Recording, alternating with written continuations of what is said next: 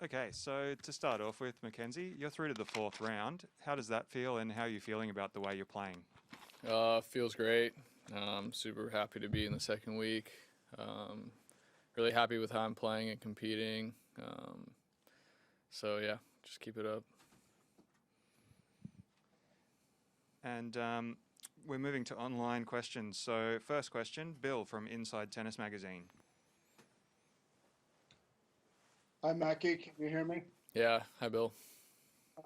Great job. Congratulations. Um, it's widely considered that Roger Federer is the best tennis player to ever pick up a racket, or many feel that way.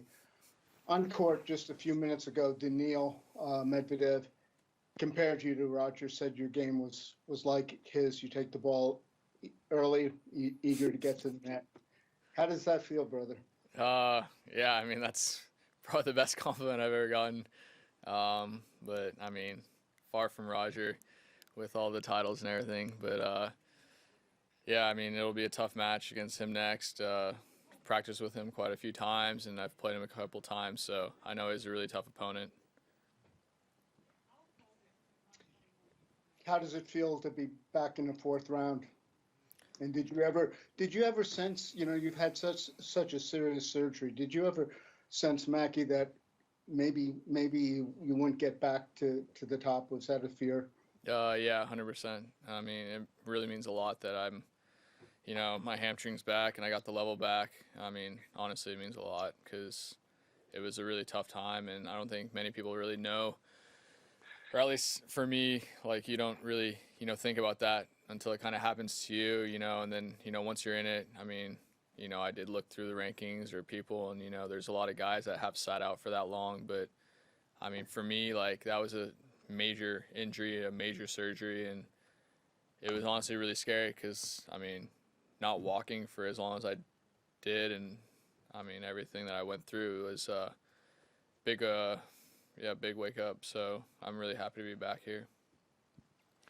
Okay, next question, Willie from ESPN. Hi. Hi. Sunday is Valentine's Day, and I was wondering how you would describe that four-letter word, LOVE, as a factor in tennis. Uh, I mean, in tennis it means nothing, but no, I mean, I don't even know what to say to that.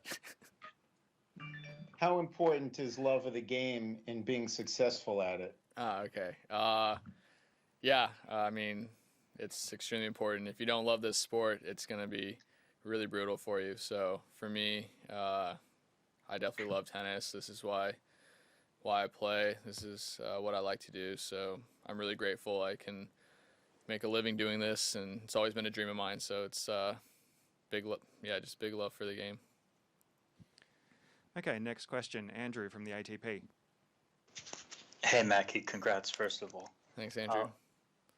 What is, why is playing Medvedev such a pain? Like, what about his game?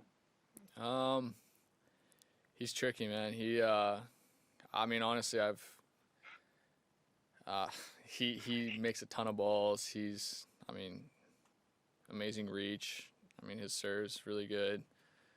Returns, I mean, exceptional. I mean, he can really do everything. So I mean, it's showing with his ranking, and yeah, his results. Is he a sort of guy where, I mean, he always shows his defense. Recently, he showed a lot of offense against the big guys. Is that tricky where he sort of makes you beat yourself in a way, or is it just focusing on your game? Yeah, for sure. I mean, that's been definitely a struggle for me in the past playing him. I mean, he's made me feel uncomfortable.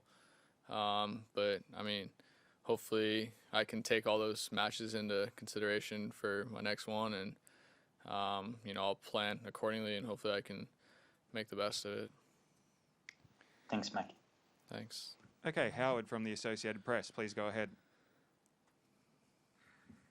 Hey, Mackie, seems like the obvious answer to this question I'm about to ask would be no, but I'm wondering whether there is any way, are there ways, physically, mentally, that what you went through with that hamstring made you a better player now than you were before it?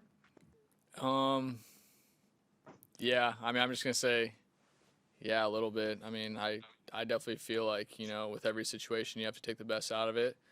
So, I mean, with that time, I really just made the most of it. I mean, I tried to do like some commentating. I did 4 or 5 UCLA classes when I was out, and then I mean, I was trying to watch a lot of tennis and kind of take a step back to take a couple steps forward. I mean, it's just nice to see all the hard work paying off, and kind of things coming to fruition. It's taken a little bit, especially with this COVID year. But I mean, I'm definitely a positive thinker, so I'm gonna say that there's positive out of it. And you've been this far before at Wimbledon. I'm wondering, is there like a maybe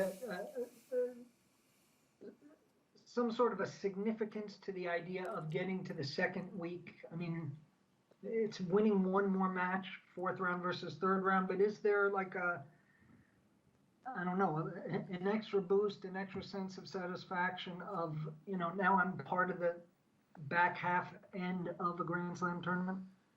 Yeah, I mean, when I made my first run at Wimby, I definitely it was a massive goal of mine to make a second week of a slam, and making it when I was 23 and early, I mean, out of college, like pretty early. I mean, it was a massive step for me pretty early in my career. But I definitely think like now, I'm doing this a second time. I mean, I can just see the improvements I'm making, and using my past experiences to play better and do better. So it still means the world to me. I mean, having these results, but I'm definitely learning as I keep progressing. And one last one. Just want to ask you about what it was like out there without any fans, that the sort of atmosphere, things you hear that you're not used to hearing, or things you're not hearing that you're used to hearing, or other courts around, or just sort of what that experience was like today. Yeah, it was quiet for sure. I mean, I really always feel like there's a massive buzz here in Melbourne, and the fans are awesome. It was so quiet. Me and Lloyd we could hear this beep for the first set, and we had no idea what it was, and they got a guy to come over and check it out. It was actually the guy scanning badges at the front gates for like the people who were coming in, who were working the tournament. But it took like 7 games to figure that out. So I mean, it was so quiet, we could hear that beep all through the stadium. And I could also hear how loud the out calls were with no one there. But other than that, I mean, it is what it is. We have to be safe, and I mean, it's all necessary. So just happy we could play today. Thank you. Okay, we've got time for 2 more. Another question from Bill. Hi, Mac. Can you hear me, Mackie? Yeah. Okay. Just quickly, how long could you not walk for? What were your classes at Westwood? And just give us a little love about UCLA. I mean, Jen's through. Talk about the UCLA experience and a little bit about Billy, please. Yeah, I mean, I'm definitely pumped for Jenny, and I mean, even Marcos and Cressy, they're doing a great job too. I texted Jenny, a couple minutes ago, and we're both pumped for each other. I mean, she's definitely done an amazing job, so it's really nice to see her doing well. Yeah, Billy's texting me, Rickus is texting me, so definitely in touch with them, all my teammates still. So it's really nice having that brewing community. So that means a lot to me. What was the other questions? Oh, I wasn't, so I got surgery 8 days after I tore it at the French. Yeah.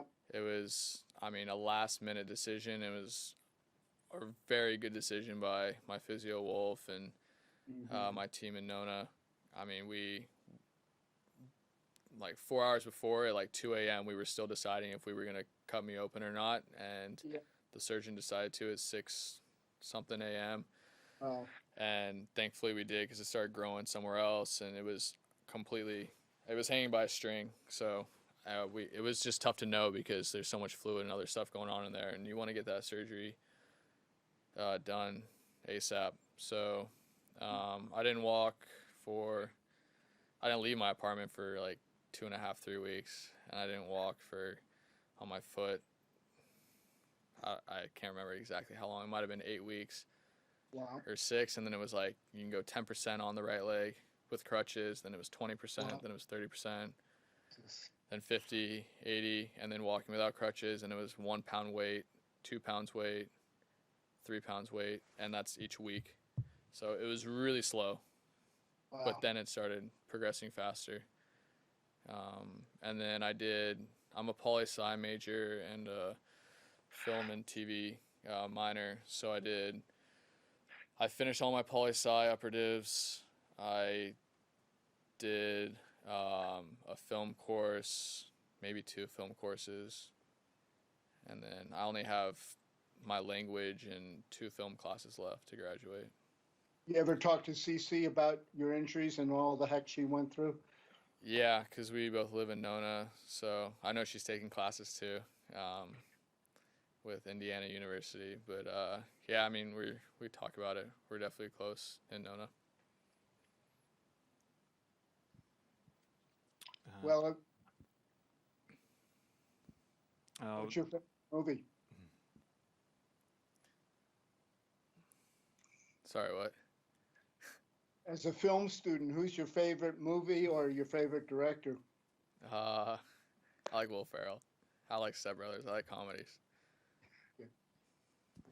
okay, looks like that's all the questions, so we'll finish there. Thank you very much, everyone. Isn't he a USC guy though? He's still come over to Westwood. He's a good guy. Thank you. Thanks. Bye, guys.